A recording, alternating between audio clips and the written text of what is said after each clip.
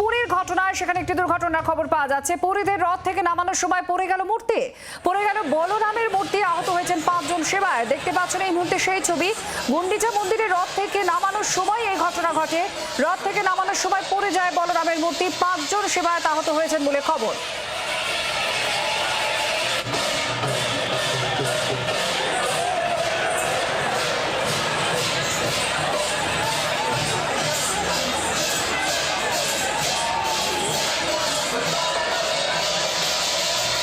সৌমেন আমাদের প্রতিনিধির সঙ্গে আছেন। সৌমেন, কি হয়েছিল সেই সময়, এখন কি পরিস্থিতি?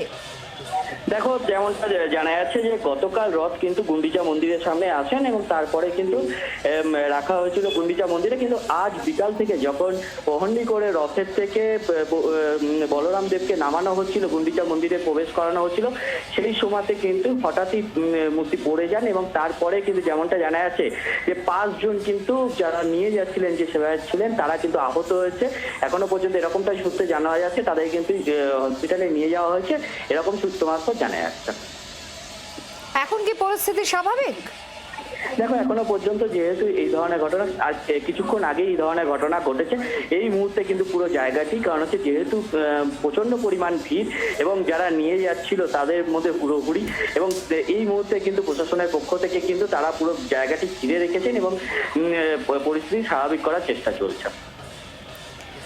আর যারা আহত হয়েছেন সেবায়ত 5 জনের কি অবস্থা এখনো পর্যন্ত?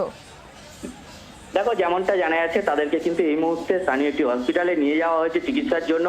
এখনো পর্যন্ত বেশ কিছুক্ষণ আগে যেহেতু ঘটনাটি ঘটেছে, এখনো পর্যন্ত কিন্তু তাদের শারীরিক অবস্থা চিকিৎসাধীনই রয়েছে তারা, এরকমটাই সূত্র মারফত জানা যাচ্ছে। ধন্যবাদ। সৌমেন ভট্টাচার্য আমাদের প্রতিনিধি জানাচ্ছিলেন কিভাবে দুর্ঘটনা ঘটেছে। আপনারা দেখতে পাচ্ছেন বলরামের মূর্তিটি যখন নামানো হচ্ছিল গুন্ডিচা মন্দিরে নিয়ে যাওয়ার জন্য, ঠিক তখনই পড়ে যায় আর 5 জন সেবায়ত সেখানে ছিলেন যারা আহত হন। বাংলার আওয়াজ, বাঙালির আবেগ, জি 24 ঘন্টা।